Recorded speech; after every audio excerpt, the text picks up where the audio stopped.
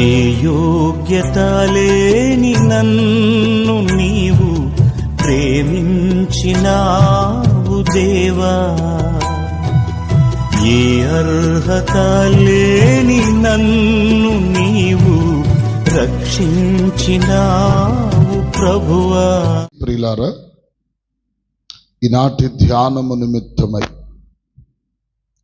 కీర్తనల గ్రంథం, కీర్తన పుస్తకం 106వ కీర్తన, 106వ కీర్తన 24వ చరణమును 25వ చరణమును చదువుకుందాం. చదవండి. వారు రమ్యమైన దేశమును నిరాకరించిరి, ఆయన మాటను నమ్మకపోయిరి, యెహోవా మాటను ఆలకింపక వారు తమ గుడారములలో సనుగు కొనిరి. దేవునికి స్తోత్రం చెప్పండి, గట్టిగా చెప్పండి, హల్లెలూయా. గమనిద్దాం ప్రియులారా, ఈ చదవబడినటువంటి వచన భాగములో మన పితరులైనటువంటి ఇశ్రాయేలీయుల యొక్క యాత్రాపరమైనటువంటి ప్రతి విధమైన పరిస్థితి ఈ గ్రంథములో వ్రాయబడింది. ప్రియులారా, ఇశ్రాయేలుల యొక్క ప్రయాణము ఎక్కడ నుండి ప్రారంభించబడిందో మనందరికీ తెలుసు. దరిదాపుగా అబ్రహాముతో దేవుడు మాట్లాడాడు. అబ్రహాముతో దేవుడు ఏమని మాట్లాడాడు అంటే, అబ్రహామా, నేను నీ సంతతిని ఇసుక రేణువుల వలె విస్తరింపచేస్తాను. అయితే ఒక చిన్న మాట అని అక్కడేమంటాడంటే, నీ సంతతి వారు 430 ఏండ్లు చెరలోనికి వెళ్ళిపోతారయ్యా, బానిసత్తులుగా జీవిస్తారయ్యా అని అబ్రహాముతో చెప్పాడు. ఆది కాండములో మనము చూడగలిగితే, ఆది కాండములో ఆ మాట మనం చూడొచ్చు. ప్రియులారా,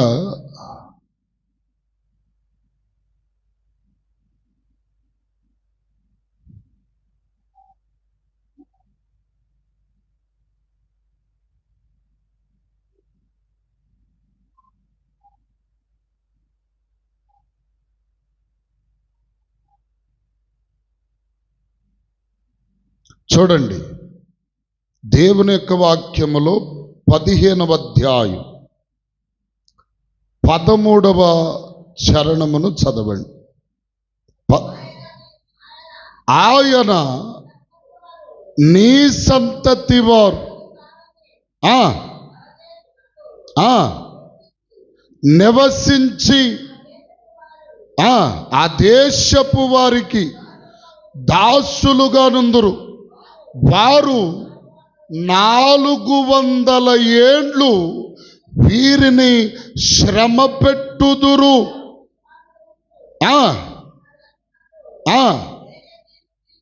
దేవునికి స్తోత్రం చెప్పండి, గట్టిగా చెప్పండి, హల్లెలూయా.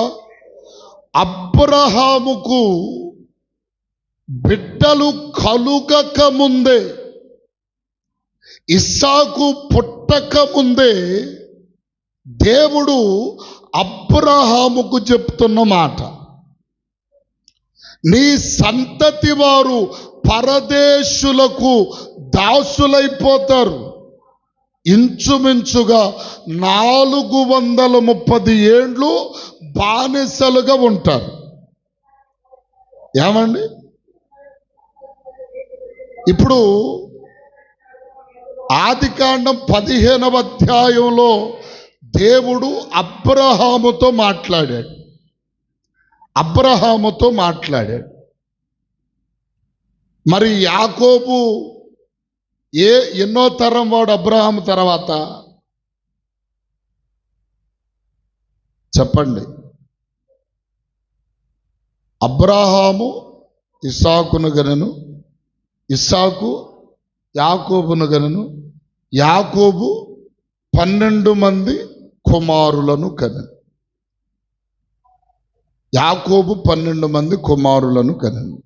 అయితే ఈ 12 మంది ఇదిగో ఇశ్రాయేలులు సంతతి వారు విస్తరించబడినటువంటి తర్వాత ఏమండి, ఆ దేశములో కరువు రాగా వీరందరూ కలిసి ఐగుప్తిలో ఉన్నటువంటి ఏశావు నద్దకు వెళ్ళి అక్కడే ఉండి అక్కడే స్థిరపరచబడి అక్కడే ఇదిగో ప్రియులారా బానిసలైపోయారు కదా.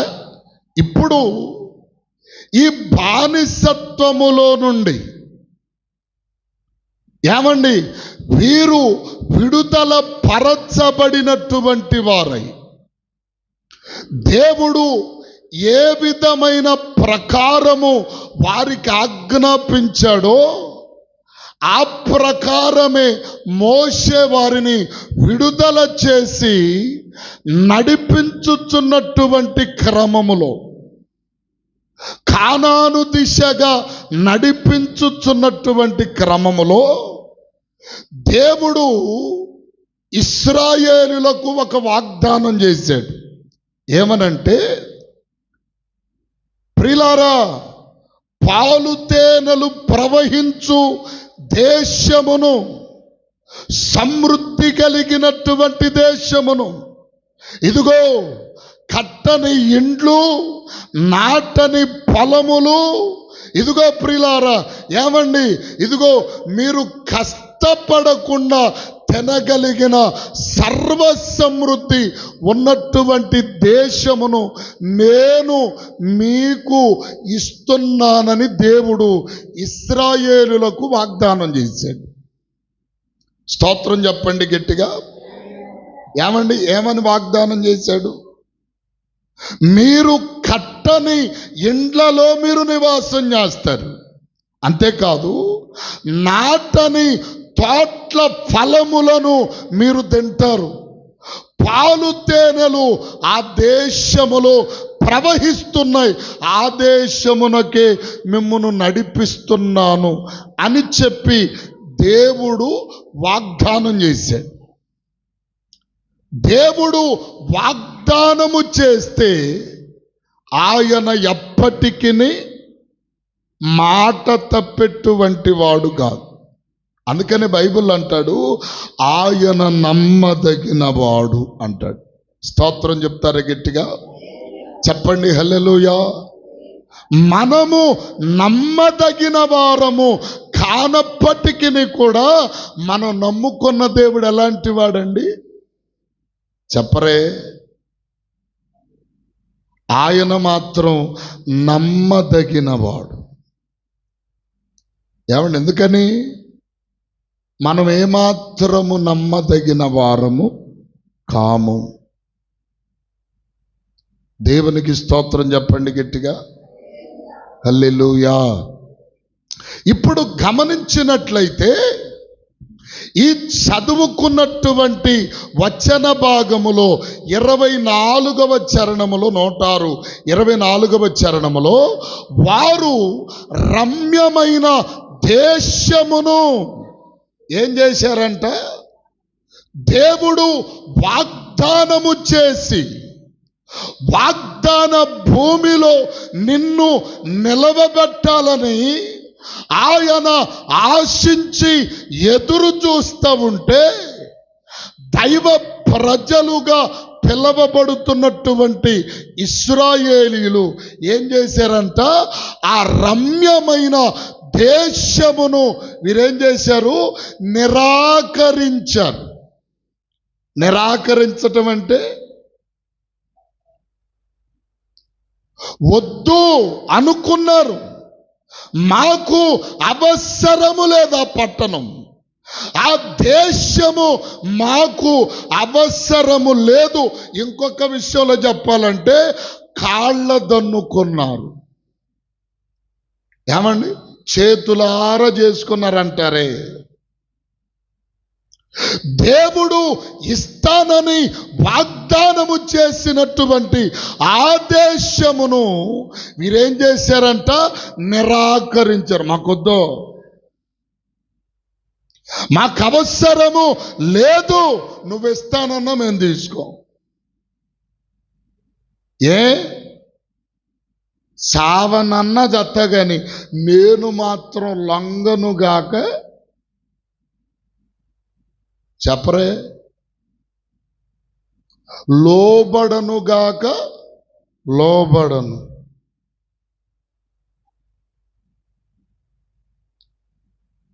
ఏమండి, పేక మీద కత్తి పెట్టి దేవునికి స్తోత్రం. కొంతమంది తెగింపు ఎట్టుంటది, నా పేక ఆపట్టి కోసుకున్న చచ్చిపోతా తప్ప నేను మాత్రం,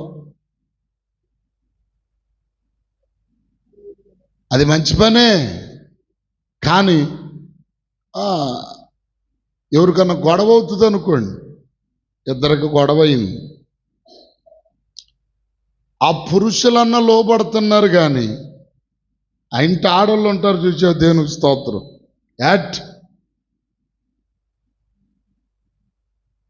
నువ్వు లోబడి వెళ్ళేవేమో సిగ్గు లేకుండా, నేను మాత్రం సావనన్నా చత్తా కానీ దేవునికి స్తోత్రం చెప్పండి గట్టిగా. చూడండి ప్రియులారా, ఇశ్రాయేలీయులు ఏం చేసుకున్నారంట? రమ్యమైనటువంటి ఒక మంచి ఇదిగో ప్రియులారా, ఇదిగో ప్రదేశమును వారు ఏమండి నిరాకరించేశారు. నిరాకరించటమే కాదు, ఆయన మాటను నమ్మకపోతిరి అంటాడు. స్తోత్రం చెప్తారు గట్టిగా. చాలా జాగ్రత్తగా వినండి. చాలా మంది దేవుడు వాగ్దానము చేసి మనకు ఇవ్వాలి, వారి జీవితములో అది పొందుకోవాలి అని చెప్పి దేవుడు ఆశిస్తే మనుష్యులు మాత్రం దాన్ని ఏం చేస్తున్నారో చెప్పనా? నిరాకరిస్తున్నారు, కాళ్ళ దన్నుకుంటున్నారు. ఎందుకో చెప్పనా? ఇదిగో మనుష్యుని బుద్ధి ఎలాంటిదంటే, ఇదిగో కుక్క బుద్ధి. మంచి నచ్చదు, మేలుకరమైనది ఏది మనుష్యునికి నచ్చదు ప్రియులారా. ఏమండి, ఎందుకనంటే వాని జీవితములో ప్రారంభము నుండి ఇదిగో ఇమిడిపోయినటువంటి ఆ పాపపు ఆ స్థితి ఏదైతే ఉందో అదేం చేస్తుందంటే మంచి ఏది కాదనుకోవటమే. గొర్రె కసాయోడిని నమ్మినట్టు. ఏమండి, గొర్రె ఏం చేస్తుంది? కసాయోడినే నమ్మింది. ఎందుకో చెప్పనా? ప్రారంభం నుండి చెప్తాను మీకు, జాగ్రత్తగా వినండి. దేవుడు అవ్వాదామును చేసి అవ్వాదామును సృజించి వారి నాశకరంధ్రములలో జీవవాయువును ఊది జీవించు మనుష్యులుగా వారిని మార్చి దేవుడు అన్నాడు, ఇదిగో ఈ పని మీరు చెయ్యొద్దు అన్నాడు. ఈ పని చెప్పరే. ఇదిగో నేను చెప్తున్నాను, ఆ తోట మధ్యలో ఉన్న ఆ చెట్టు ఫలమును మీరు తినవద్దు అన్నాడు. సృజించినవాడు, నిర్మించినవాడు, ఊపిరి పోసినవాడు, నిన్ను నడిపిస్తున్నటువంటి దేవుని మాట వినాలా? నిన్ను పతనము చేసి పాడు చేసి నరకానికి తీసుకుపోయే సాతాను మాట వినాలా? అదే ప్రారంభము నుండి మనిషిలో పూరుకుపోయినటువంటి పాపపు బీజం. ఏమండి, పాపపు బీజం. అందుకనే వారి జీవితంలో ఏం చేసుకున్నారు చూడండి, వీరు రమ్యమైనటువంటి దేశమును ఏమండి వీళ్ళు ఏం చేసుకున్నారండి, నిరాకరించినట్లుగా అవ్వాదామును కూడా దేవుడు వారి కొరకే ఏదెను వనమును సృజించి ఏర్పాటు చేసి, ఆదామా ఈ తోటలో ఉన్న పళ్ళన్నిటినీ కూడా మీరు నిరభ్యంతంగా తినవచ్చని దేవుడు చెబితే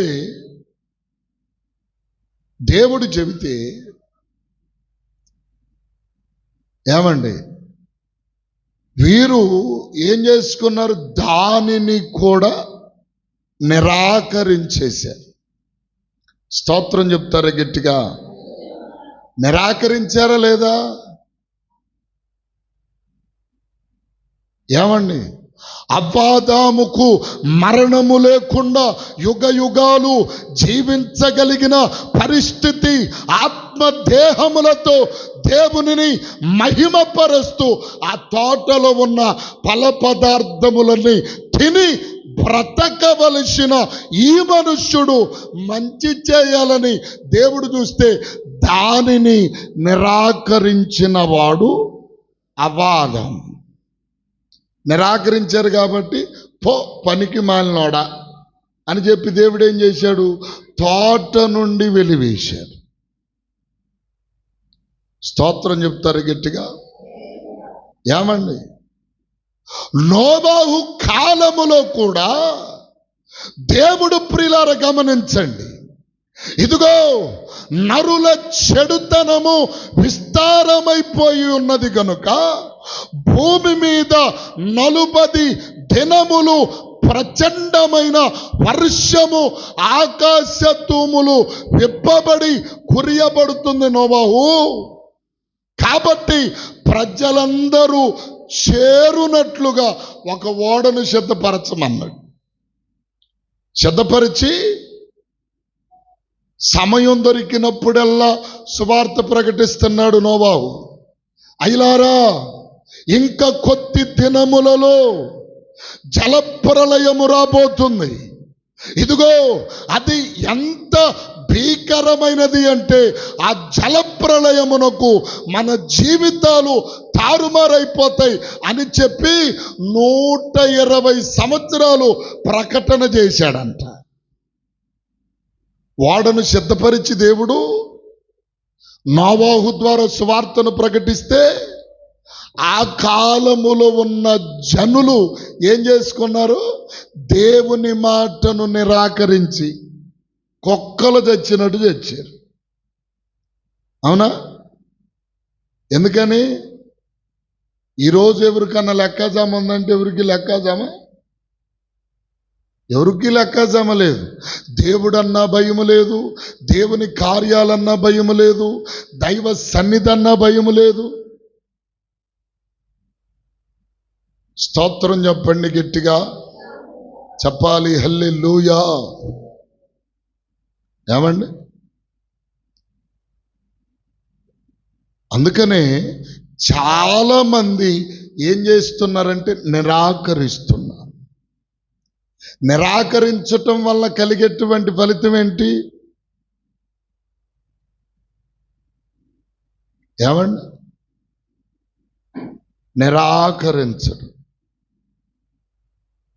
నిరాకరించడం వలన కలిగే ఫలితమేమిటి? ఫలితమేంటి? అవ్వాదాము తోటలో నుండి వెలివేయబడ్డారు, శపించబడ్డారు. ఏమండి పాపమనే ఆ ఆజ్ఞాతిక్రమమే పాపమని, పాపము ద్వారా వచ్చు జీతము మరణమని ఆ మరణాన్ని కొని తెచ్చుకున్నారు అవ్వాదాము. నోవాహు కాలములో దేవుడే వాడను సిద్ధపరచి వాడలోనికి ప్రవేశించండి ప్రజలారా, మీ కొరకే ఓడ సిద్ధపరచబడింది అంటే, ఇదిగో ప్రియులారా, సగ తగిలంత వరకు నీరు మాకాళ్ళలో తెచ్చేంత వరకు ఒక్కరికి సగలేదు. ఇదిగో మలలలో తెచ్చేసాయి, ఇప్పుడు వాడ తలుపు తెరమంటున్నాడు. దేవుడు ఆ తలుపు వేశాడు, తాళం వేశాడు. ముందు చెప్పినప్పుడేమో మూతి పళ్ళు రాలకు మునుపు చెబితే ఎలా, మూతి పళ్ళు రాలే కదా, రాలిన తర్వాత బుద్ధి వచ్చిందయ్యా, ఇంకా పళ్ళేడొస్తే బుద్ధి వస్తే స్తోత్రం చెప్పండి గట్టిగా. ఏమండి, రాలకు ముందు చెప్పారు ఏమని, ఇలాగు చెయ్యబాక, ముందుకు పడతావు, మూతిపొలు రాలితే నిద్రబాబా కుర్చీలో కూర్చొని ఒకవేళ తూలొచ్చి పడ్డావంటే దేవునికి స్తోత్రం, కింద కాంక్రీట్ వేసి దానిపైన ఈ స్టైల్ చేశారు. దెబ్బ ఘనంగానే తగిలిద్ది. బేబమ్మ గారు అర్థం కావట్లా, దెబ్బ నిద్రబాబాకండి అంటే దేవునికి స్తోత్రం. హల్లెలూయా. ఎంత ఎంత ఎంత సౌండ్ వస్తుంటే నిద్ర వస్తుంది కొంతమందికి.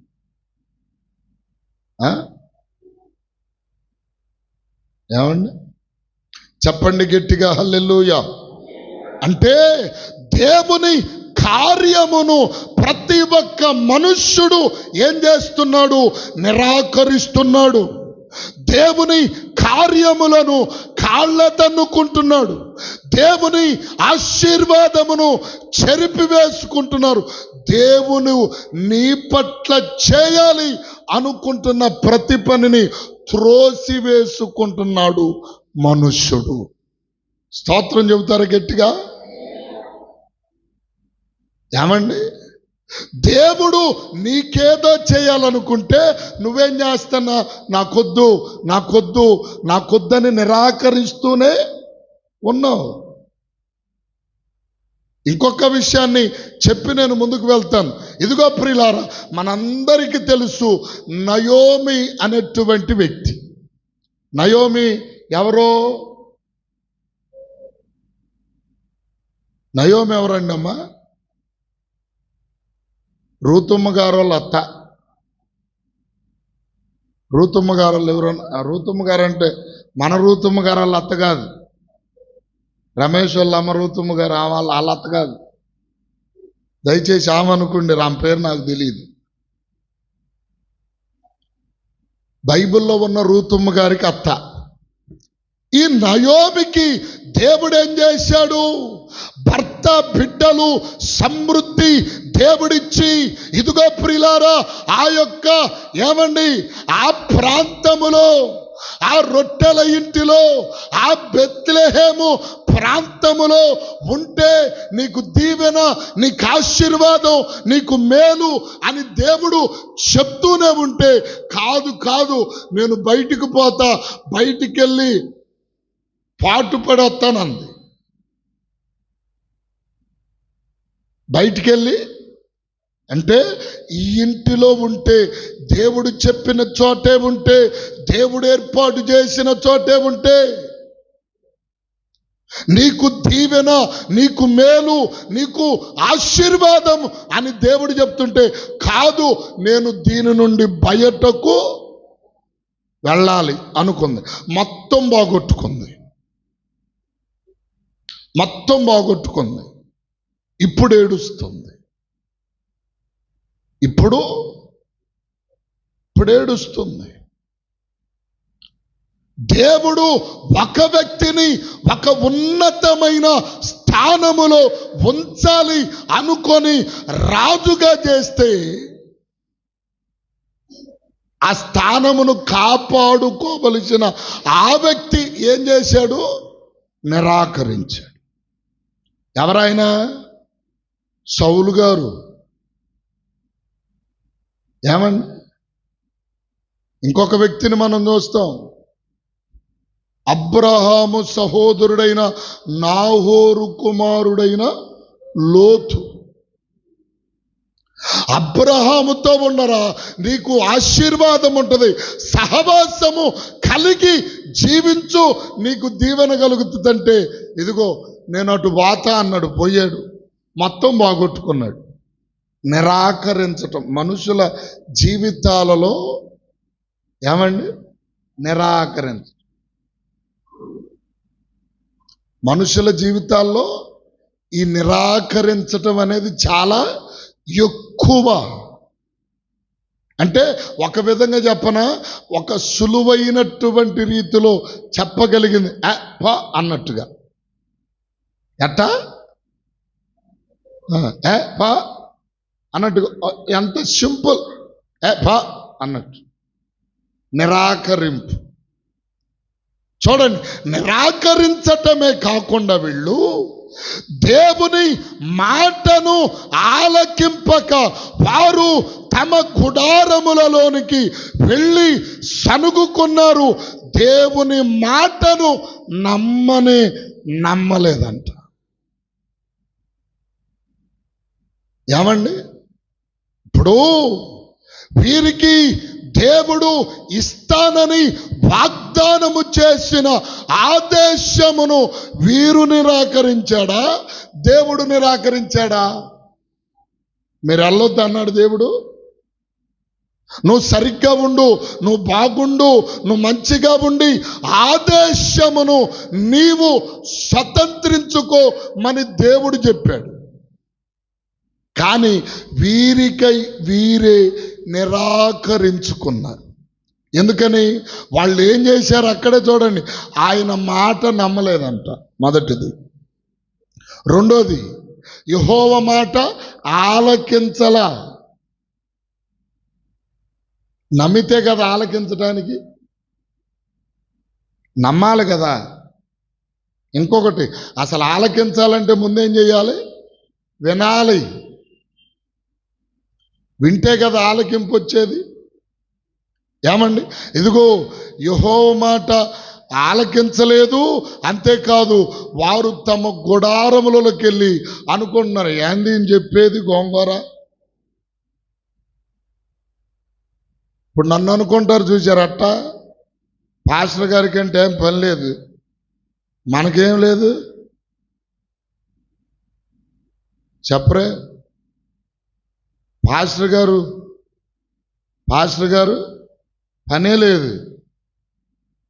పాస్టర్ గారికి ఏం పని? అవసరమైతే పడుకుంటాడు, అవసరమైతే కూర్చుంటాడు, తిన్నది అరక్కపోతే వాకింగ్కి వెళ్తాడు. అంతేనా? నిరాకరింపంటిదే. ఉపవాసాలు ఈ పాస్టర్ గారికి ఏమీ పనే లేదు.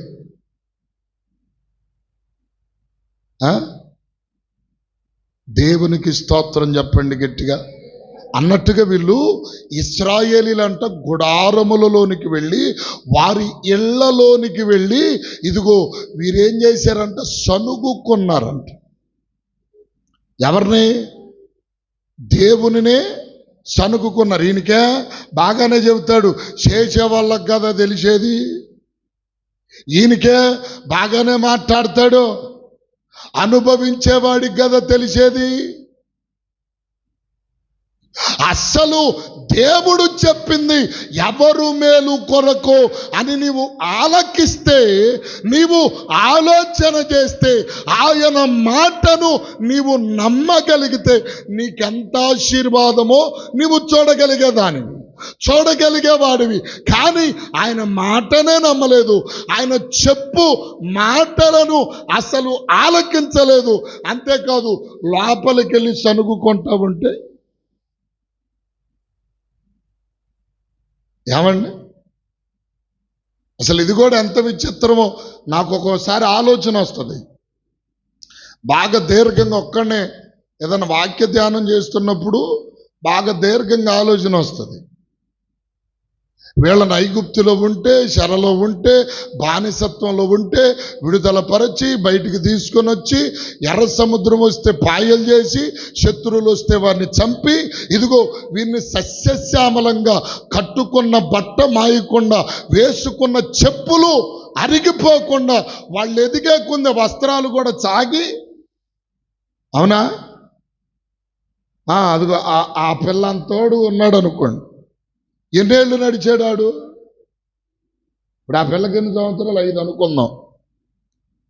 40 సంవత్సరాల అరణ్యంలోనే నడిచారు. 5 × 40, 5 + 40, 45. 45 సంవత్సరాలు వచ్చిన అట్టాగుంటుంది ఆ పిల్ల. అట్టాగుంటుందా? పెళ్ళై 4, 5 కానీ పిల్లలకు కూడా పెళ్ళిళ్ళు చేసింది. 45 సంవత్సరాలకి నాయనమ్మ, జేజమ్మ అని పిలిపి. అప్పటికి కూడా బట్టలు మాయలేదు. మరి పాదం ఎంత ఉంటుంది? ఇంతే ఉంటుందా? చిన్నప్పుడు ఇంత ఉంది, పెద్ద అయ్యేసరికి 6 సైజో, 7 సైజో, 10 సైజో పాదం పుడుతుంది కదా. మరి ఆ పాదం ఎంత పెద్దదయ్యేకుంది, ఆ వేసుకున్న చెప్పు కూడా అలాగే సాగిందంట. ఎంత చేశాడు ప్రభు, అవునా కాదు? కానీ వీటన్నిటినీ మరచిపోయి వీళ్ళు ఏం చేస్తున్నారంటే సనుగుకుంటున్నారు. అయితే అప్పుడు దేవునికి కోపం వచ్చింది. స్తోత్రం చెప్పండి గట్టిగా. ఏమండి? నేను మీ మేలు కోరి, మీ ఆశీర్వాదం కోరి, మీ మంచి కోరి, మీకు నేను ఒక ప్రదేశం, మీకు ఒక వాగ్దాన భూమి, ఒక మంచి దేశమును మీకు ఇవ్వాలని నేను ఆశపడుతుంటే మీరేమో నా మీదే తిరుగుబాటు చేసి, నా మాటే వినకుండా, నేను చెప్పిందే చేయకుండా నాకే మరలా విరోధంగా మీరు మాట్లాడుతున్నారంటే మిమ్మల్ని ఏమనుకోవాలి అనుకున్నాడు ప్రభు. భూమి నిర్విడిచి 17 వచనం చదవండి అక్కడ. 106:17. దాతానును మృంగివేశను, అది అభిరాము గుంపును కప్పివేశను. వారు సంగములో అగ్ని రగిలను, దాని మంట భక్తిహీనులను కాల్చివేసెను. స్తోత్రం చెప్పండి గట్టిగా. ఎంత చెప్పినా ఏమన్నా ఇందాక చెప్తూ ఆగిపోయాను. ఆలోచిస్తూ ఉంటాను కదా. ఏంటి ఆలోచన అంటే, ఒక్కొక్క కుటుంబం త్వరగా గమనించండి. ఒక కుటుంబం ఉంది. సపోజ్ మన సంఘ పెద్ద గారే ఉన్నారు అనుకుందాం, పేరు ఎందుకులే. సంఘ పెద్ద గారు ఉన్నారు. ఆయన వివాహం అయిన కాడి నుంచి దరిదాపుకి ఇప్పటికి 70, వివాహం అయ్యి 60, 40 దాటి. ఈ 40 సంవత్సరాలు కష్టపడ్డాడు, శ్రమే పడ్డాడు, బాధే పడ్డాడు. అంటే బాగా ఆలకించండి. ఎంత చేసుకుంటూ వచ్చాడు. ఎందుకు చెప్తున్నాను బాగా వినండి. ఎంత చేసుకుంటూ వచ్చాడు. పిల్లలకు పెళ్లి చేశాడు. ఆయన చేతనైనంత వరకు ఆయన శ్రమ పడ్డాడు. కానీ ఇళ్లలో కూర్చుంటారు చూసావా? ఎవరు ఇళ్లలో కూర్చుంటారే? ఆడోళ్ళు.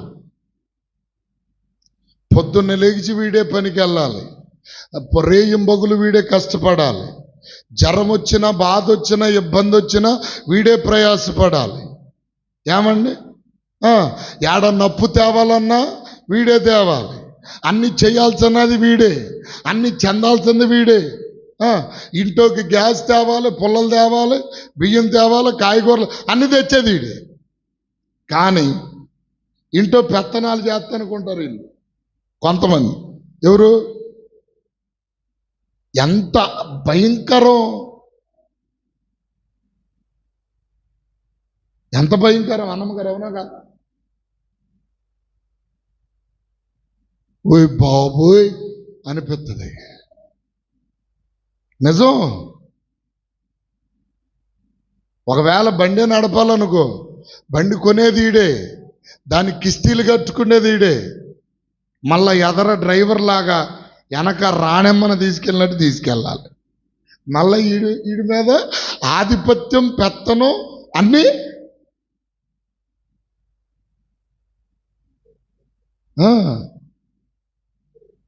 చూడండి ఎంత దారుణం. అలాగే ఇప్పుడు ప్రభువారు కూడా మన విషయములో ఎన్నో అద్భుతమైన కార్యాలు చేస్తూ మనకు ఒక ఉన్నతమైన స్థితిని ఇవ్వాలి అని అనుకుంటే దాన్నే మనం ఏం చేస్తున్నాం? కాళ్ళతో నొక్కుంటున్నాం. దాన్నే ఇదిగో ప్రియులారా చెరిపివేసుకుంటున్నాం. ఏమండి, ఇందుకు నిరాకరించినందుకు దేవుడు ఏం చేశాడు? నిరాకరించడం ఎలా నిరాకరించారో తెలిసే వీళ్ళు. నేను త్వరగా 2 మాటలు చెప్తాను. అదే వాక్యములో 29వ ప్రియులారా ఆగండి 29వ వచనము చదవండి.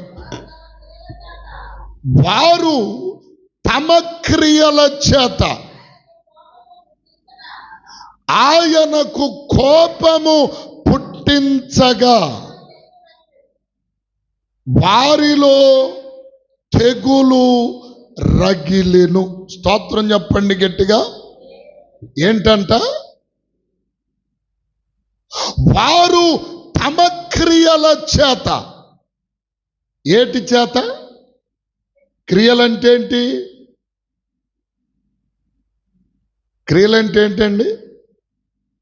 ఇప్పుడు దేవుడు ఏం చేశాడంటే, మీరు ఇలా ఉండాలి, ఇది చెయ్యాలి, ఇది చేయకూడదు, ఇలాంటిదే మనం చేయదగినది, ఇలాంటిది మనం చేసేది కాదు, మీరు నిబంధన జనులు గనుక మీరు ఇలా ఉండండి అని చెబితే వారి క్రియల చేతనే దేవునికి కోపం తెప్పించారు. ఏంటా క్రియలు? చేయవద్దన్న పనినే చేయడం, వద్దన్న దాని జోలే వెళ్ళడం. అది కాదు, కూడదంటే అదే నాకు కావాలి అన్నట్టుగా పిల్లలు మారంకం వేసినట్లు చేశారు. వీళ్ళ క్రియల వలన వారు తమ క్రియల చేత ఆయనకు కోపము పుట్టించారు. అందుకని దేవుడు సగం మందిని ఏమండి మట్టి కింద పాతి పెట్టేసాడు. స్తోత్రం చెప్పండి గట్టిగా.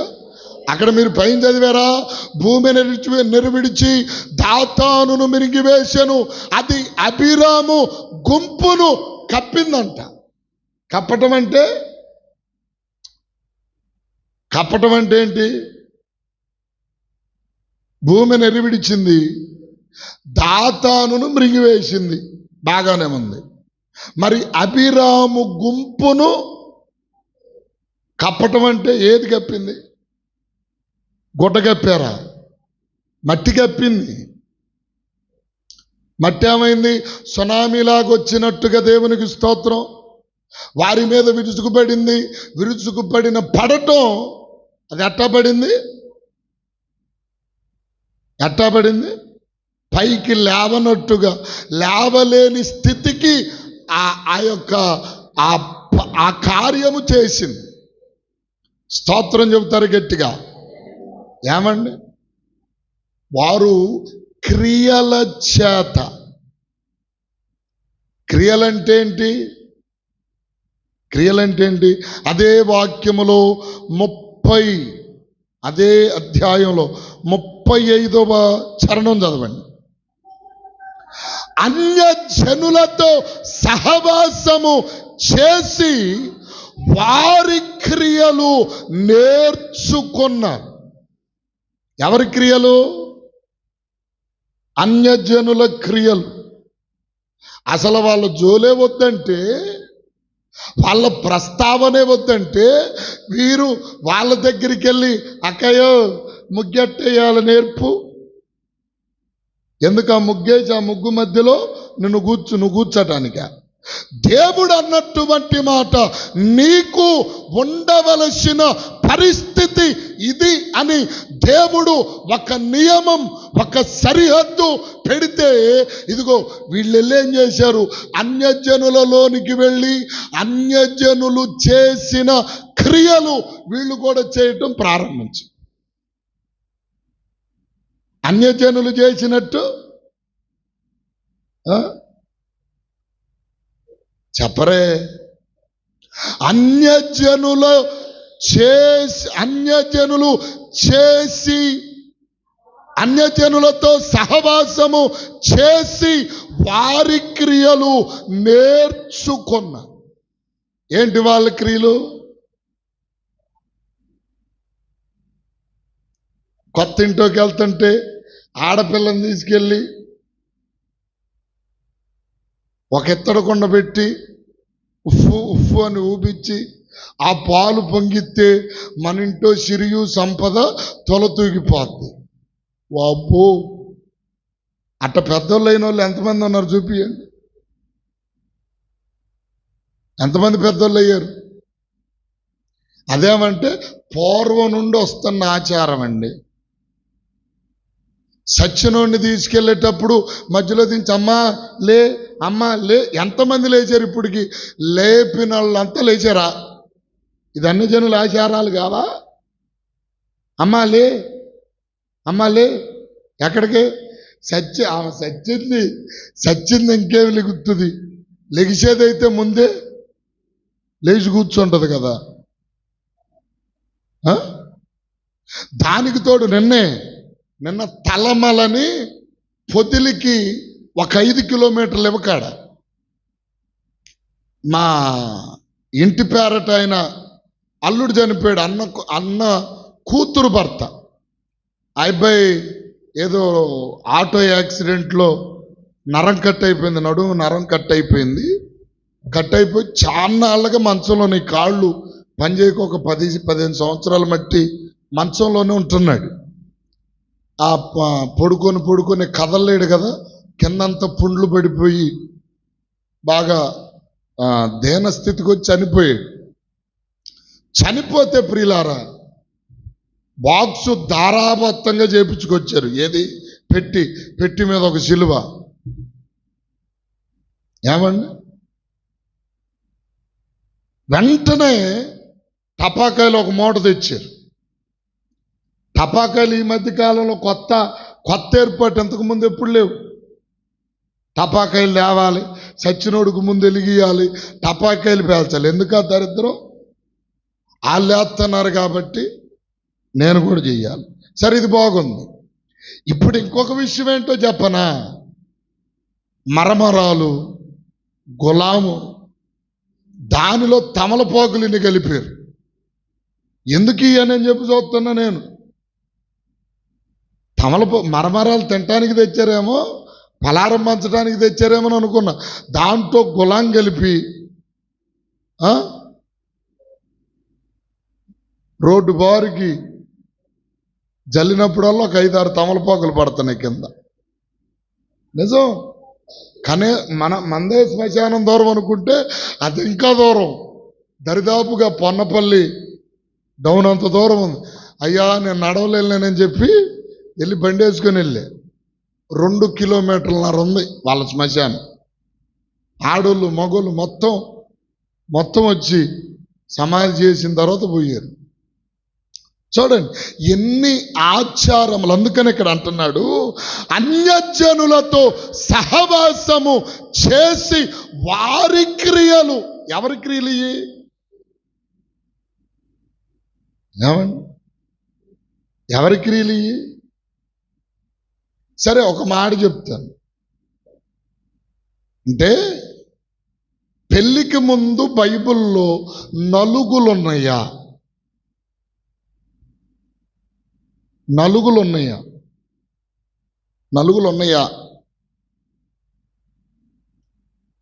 పెళ్లి కుమారునిగా పెళ్లి కుమార్తెగా సిద్ధపరిచే కార్యక్రమము ఉంది, మంచిది. కానీ పెద్దలు ఏం చేశారంటే, మన భారతదేశంలో కొంతమంది పెద్దలు కొన్ని విషయాల మీద ఒక పరిపక్వత చెందునట్లుగా ఒక వ్యక్తి బాధలో ఉంటే అయిన వారు, స్నేహితులు, తెలిసిన వాళ్ళు వెళ్ళి పలకరించి వారికి తోచిందేదో ₹1 వాళ్ళ చేతిలో పెట్టొస్తే వాళ్ళ బాధ నుండి గట్టెక్కుతారు అని చెప్పి పూర్వకాలంలో ఆలోచన చేసి మంచి నిమిత్తం ఈ కార్యం పెట్టారు. ఇది తప్పేం కాదు, సరే, అది బాగుంది. పెళ్లికి ముందు నలుగులు ఎందుకంటే పెండ్లి కుమారుడు, పెండ్లి కుమార్తె నలుగులేసి సిద్ధపరిచి, ఇది కూడా ఒక ఆచారం పెట్టుకొచ్చారు. ఒక్కొక్కటి ఒక్కొక్క విధానము చొప్పున అక్షంతలు, పసుపు, బియ్యము, పసుపు ఇవన్నీ కూడా పేడతో అలికి, ఇంకా చాలా చాలా కార్యాలు. ఏమండి, పేడతో అలికి, ఇప్పుడు పేడ దేని నుండి వస్తుంది?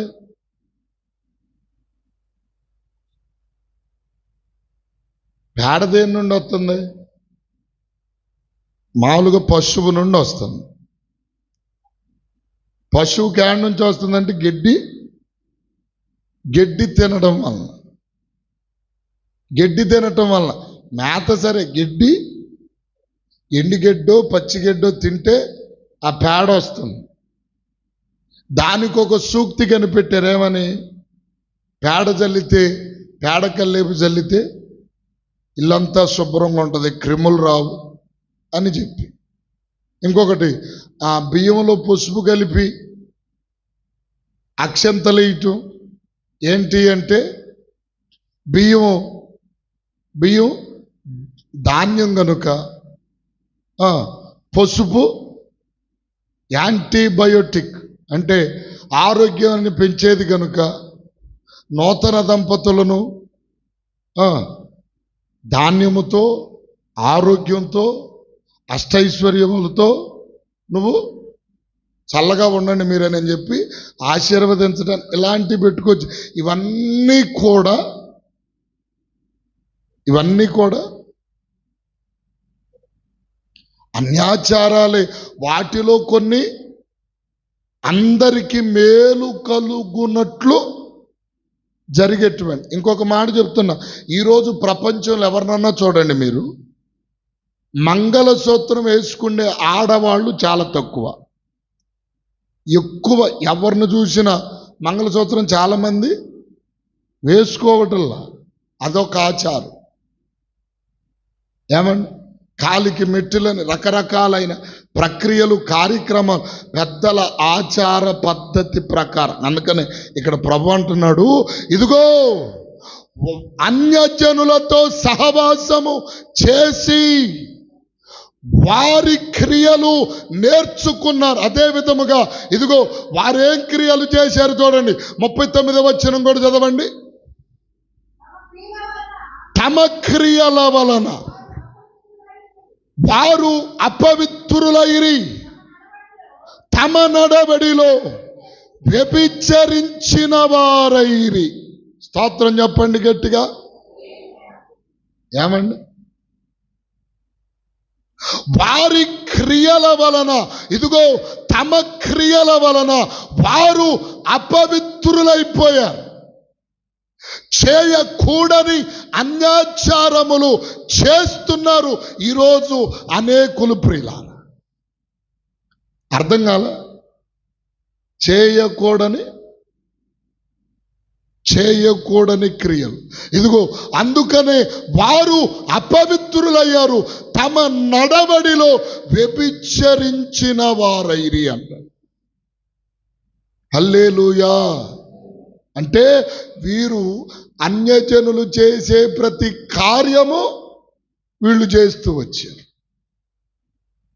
ఇంకా ఏమేం చేశారు, వాళ్ళు ఏం చేశారు అసలు అంటే చూడండి, అక్కడే మనము చూడగలిగితే దేవునికి స్తోత్రం కలుగును గాక. 34వ చరణం కూడా చదవండి. యెహోవా వారికి ఆజ్ఞాపించినట్లు వారు అన్యజనులను నాశనము చేయకపోయిరి. చూశారా, దేవుడు చెప్పిన దానిని వీరేం చేయలేదు, చెప్పరేమండి వీరు జైలా అంటే నాశనము చేయమనడం అంటే అన్యజనుల క్రియలు మీలో ఉండకుండా వాటిని నాశనము చేయండి, తుడిచివేయండి అని దేవుడు చెబితే వీరేం చేశారంటే వాటిని నాశనము చేయక ఇంకేం చేశారు? 36 వారి విగ్రహములకు పూజ చేసిరి, అవి వారికి ఉరియాయను. చదవండి. మరియు వారు తమ కుమారులను తన కుమార్తెలను దయ్యములకు బలిగర్పించిరి, నిరపరాధ రక్తము అనగా తమ కుమారుల రక్తము తమ కుమార్తెల రక్తము ఒలికించిరి, కానాను దేశపు వారి బొమ్మలకు వారిని బలిగా అర్పించిరి. స్తోత్రం చెప్తారు గట్టిగా. ఏం చేశారు? వాళ్ళేదో పిచ్చిబట్టి పనికి మాలిన బలులు అర్పణలు యాగాలు చేస్తూ ఉంటే వీరు కూడా వెళ్ళి వాళ్ళలో కలిసి అరే ఇది భలేగుందే అని చెప్పి ఏమండి, ఇప్పుడు నేను ఒక మాట చెప్తాను. యేసు ప్రభు నమ్ముకున్నవాడు ఏమండి రోడ్డు మీద వెచ్చలవిడిగా ఇదిగో భయంకరంగా నలుగురు చూస్తుండగా ఇదిగో పనికి మాలిన డాన్సులు అల్లర్లు చేయటానికి వీల్లేదు. దేవుడు పెట్టిన రూల్ అది.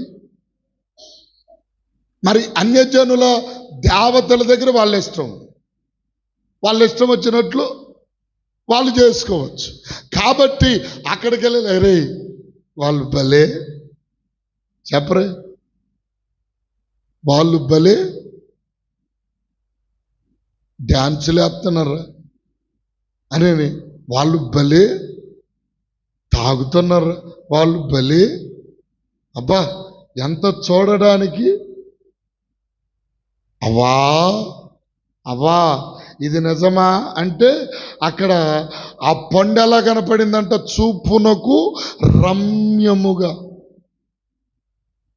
అన్ని జనులు చేసే కార్యాలు కూడా చూస్తానికి ఎట్లా ఉంటాయి, రమ్యముగా కలర్లుగా. అబ్బా భలే ఉందరా అనుకోండి.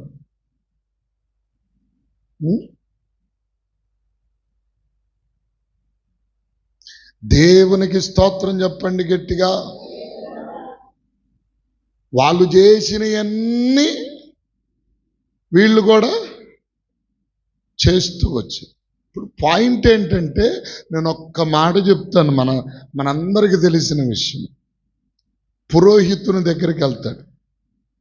పురోహితుని దగ్గరికి వెళ్ళి అయ్యా మా పెళ్ళి పేరులు చూచి పెళ్ళి ఎప్పుడు పెట్టుకోవాలి చెప్పి ఆడంటాడు. 1:35 ఒక్క సెకండ్కి జీలకర్ర బెల్లం నెత్తిన పెట్టాలంటాడు. మరి క్రైస్తవుల పెళ్ళిళ్ళలో సగం పెళ్ళిళ్ళు 10:30 కంటే రాత్రి 7:30కు జరుగుతాయి. అవునా? బాగుంటున్నారా లేదా? బాగట్లేదా? ఈ మధ్య ఒక కొత్త వింత చూస్తున్నా. ఆ పిల్లల కాడ నుంచి ఎంత పిల్లల కాడ నుంచి కూడా కాళ్ళకి తాడు ఒకటి కడుతున్నారు. అదేదో పేక గట్టి గడితే భలేగా ఉంటుంది. దేవునికి స్తోత్రం. లేనిపోయిన అలవాట్లన్నీ నేర్పుతుంది ఇల్లే, తల్లిదండ్రులే. అమ్మ నీకు తిట్టు తెలియదు, అయ్యో నీకు తిట్టు తెలియదు. వీళ్ళంత అందగాళ్ళు అందగత్తులు ఎవరు లేరు అన్నట్టు. ఏ కాలు కన్నా చూడు ఆ గొడ్డికి చెకమారుగానే ఉన్నట్టుగా ఆ కాళ్ళకు తాడు.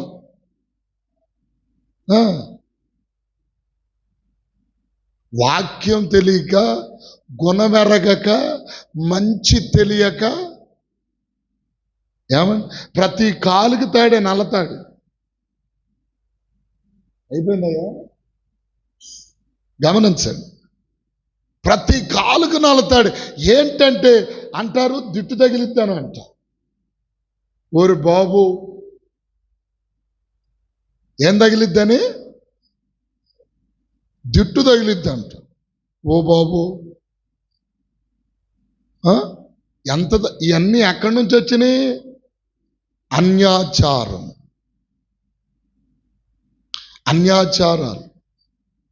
ఏమండి, అందుకని దేవుడు అంటున్నాడు, ఇదిగో 40వ వచనములో, కావున యెహోవా కోపము ఆయన ప్రజల మీద రగులు కొనెను, ఆయన స్వాస్థ్యమందు అసహ్యపడి ఛీ అనుకున్నాడు దేవుడే. స్తోత్రం చెప్పు గట్టిగా. ఎట్లాంటి పనికి మాలిన వాళ్ళకి నేను ఎంతకాలం మేలు చేస్తున్నాను, వాళ్ళకు తోడై ఉన్నాను. పగలు మేఘస్తంభముగా, రాత్రి అగ్ని స్తంభముగా, అరణ్యములో తోడై ఉండి శత్రువుల నుండి విడిపించి చేదు జలాలు తీపిగా మార్చి. ఏమండి, ఎన్ని చేశాను పనికి మాలిన వాళ్ళకి అని చెప్పి దేవుడు అసహించుకున్నాడంట. స్తోత్రం చెబుతారు గట్టిగా. దేవుడే అసహించుకున్నంత దారుణముగా తయారయ్యారు ప్రజలు. ఈరోజు మన పరిస్థితి వాళ్ళ గురించి అనుకున్నారు మీరంతా, ఇదంతా మన గురించే చరిత్ర బట్టబయలు చేశాడు ప్రభు. స్తోత్రం కలుగునుగాక. ఈ చరిత్ర అంతా ఈరోజు మన కొరకే దేవుడు మాట్లాడుతుంది. ఇది నీ నా కొరకే దేవుడు ఇదిగో మన విషయమై అసహ్యము చెప్పరే, అసహ్యం. ఎందుకని? మనం చేసేయన్ని దేవుడు అన్నాడు. ప్రకటన గ్రంథములో మనం చూసాం, నీవు వెచ్చగానైనను ఉంటే అటుండిపో, నిన్నెవడు కాదంటల్లా. లేకపోతే ఇటుండు, 100 మంది 100 అన్నా, ఇటుంటావో అటుంటావో ఒక్కటే నిర్ణయించుకో అన్నాడు ప్రభు. కాదు, నేను అటు ఉంటా ఇటు ఉంటా. నాకు అది కావాలి, ఇది కావాలి, అది పూసుకోవాలి, ఇది పూసుకోవాలి, ఇది రాసుకోవాలి, అది రాసుకోవాలి. దేవునికి స్తోత్రం కలుగునుగా. అందుకనే ప్రియులారా, రాజుల గ్రంథం 18వ అధ్యాయంలో మొదటి రాజులు 18 మొదటిరా రెండోనో అక్కడ 18వ అధ్యాయంలో అంటాడు, ఏమండి, ఏలియా ప్రజలు 2 తలంపుల మధ్య ఉండటం చూశాడంట. చూడండి, 18 మొదటి రాజులేననుకుంటా. మొదటి రాజులు 18:21. ఏలియా జనులగున దగ్గరకు రమ్మ, మీరు ఎన్నేళ్ల మట్టుకు మీరు 2 తలంపులు పొద్దుగూకులు 2 తలంపులే. ఏమండి, ఇప్పుడు ఒకళ్ళని పెళ్లి చేసుకున్నాం అనుకో, ఆయన చేసుకున్నా బాగుండేది, ఆ అమ్మాయిని చేసుకున్నా బాగుండే. ఈ తలంపులే కొంపలకు చిచ్చు పెట్టేది, నాశనమయ్యేది వీటి వలనే. 2 తలంపులు, ఇదొద్దు అని ప్రభు అన్నారు. మీరు ఎన్నాళ్ల మటుకు 2 తలంపుల మధ్య తడబడుతుంటారు? ఏమండి, దేవునికి స్తోత్రం చెప్తారు గట్టిగా. నీకు మేలు చేయాలని ఇప్పుడు ఆ మాట మొట్టమొదటిగా చదివిన మాట చదవండి మళ్ళొక్కసారి. 6:24, 106:24. వారు రమ్యమైన దేశమును నిరాకరించేది. ఈ రమ్యమైన దేశం ఏదో చెప్పనా? పరమ కానాను, అనగా మనం చేరవలసిన ఆత్మీయ యెరూషలేము పట్టణమైన, ఏమండి, మన సియోను నివాసం. ఆ నివాసాన్ని ఈరోజు ఏం చేస్తున్నాం? మనం నిరాకరిస్తున్నాం. ఎందుకో చెప్పనా? లోక ఆలోచనలు, లోకాశలు, లోక కట్టుబాట్లు వదులుకోలేక దేవుడు మన కొరకు ఏర్పాటు చేసిన ఆ నిత్య సియోనులో మనము ఉండడానికి ఇష్టపడక, ఇది వదులుకోలేము, దాంట్లో ఉండటానికి ఇష్టపడలేము. ఇది వదులుకుంటే దాంట్లో ఉంటాం, ఇది వదులుకోలేవు, దాంట్లో ఉండటానికి ఇది వదులుకోకపోతే అర్హుడవు కాదు. అందుకనే దేవుడి కోపము వారి మీద రగులుకుంది, అగ్ని వారి మీద రగులుకుంది అంట. అగ్ని ఏమండి? రెండవ మరణం. అగ్ని ఆరాదు, పురుగు చావదు. ఓ అన్న నోటికి రా ఉండదు. కొలిమిలో కాలబడిన ఇనుప కడ్డీ వలె నీ శరీరమంతా ఎర్రగా కాలి, ఇదిగో ఇటు చూసుకుంటే ఏళ్ళు కూడా దేవునికి స్తోత్రం. ఏమండి? అందుకనే ప్రియా సహోదరి సహోదరుడా, నీ కొరకు దేవుడు ఏర్పరచిన రాధ్యమును నీవు, అందుకనే చూడండి ఆ మాట ఒక్కటి, మత్తయి సువార్త ముగించేసుకుందాం. మత్తయి సువార్త 25.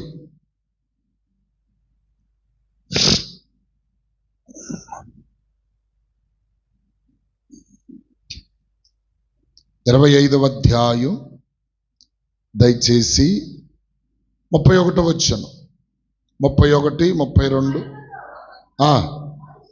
అమ్మా 34 చదువు చాలు. అప్పుడు రాజు తన కుడి వైపున ఉన్నవారిని చూచి, నా తండ్రి చేత ఆశీర్వదింపబడిన వారలారా రండి, లోకము పుట్టినది మొదలుకొని మీ కొరకు సిద్ధపరచబడిన రాజ్యమును స్వతంత్రించుకొనండి. హల్లెలూయా. మీ కొరకు సిద్ధపరిచింది స్వతంత్రించుకొనండి ప్రభువే చెప్తున్నాడు. అది మనది కదా. ఏమండి? మన కొరకు ఏర్పాటు చేసినది కదా. మనం స్వతంత్రించుకుంటే ఎంత బాగుంటుంది. ఏమండి? స్వతంత్రించుకొనవలసిన వారు కొంతమంది వేరు చేయబడ్డారు. గొర్రెలలో నుండి మేకలను వేరు చేసినట్లు, పైనుండి కూడా చదువమ్మా మాట. ఆ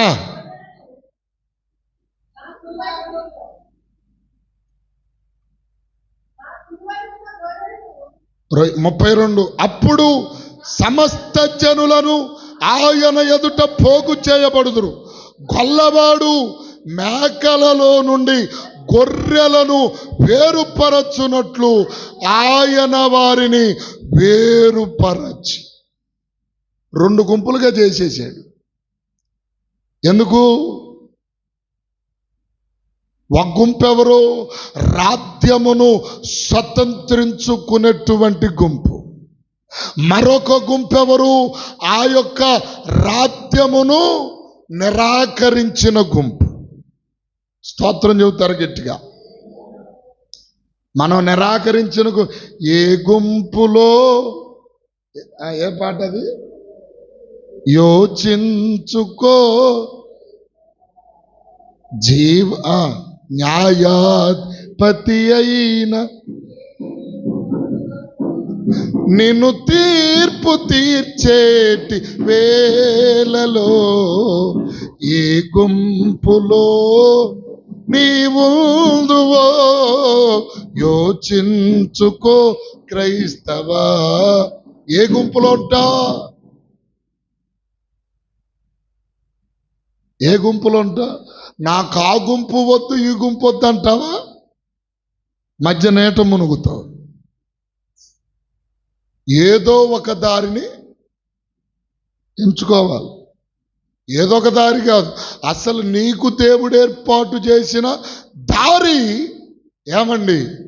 నీవు నిరాకరించకుండా ఉంటే అసలైన సిసలైన దారిలో నువ్వు వెళ్తావు. మధ్యలో వచ్చేటువంటి అడ్డుదారులన్నీ తొక్కుకుంటా పోతే ఏ దారిలోకి వెళ్ళి ఎక్కడ మునిగి ఎక్కడ తేల్తావో కూడా తెలియదు. కాబట్టి ఈ విషయాలు గమనించి ప్రభు మాటలను, ప్రభు కార్యాలను, ప్రభు పనులను మనం నిరాకరించకుండా ఆయన మాట ప్రకారమే మనమందరము నడుచుకొనున్నట్లు, ఆయన చెప్పిన దానిని బట్టి మనం చేయునట్లు ప్రభు మనకు కృపనిచ్చునుగాక. ఆయన కృపలో ప్రభు మనలను బలపరచునుగాక. ఆయన అద్భుతమైన సన్నిధి ప్రభావము మన మీద నిండారులుగా కుమ్మరించునుగాక. ఆమేన్.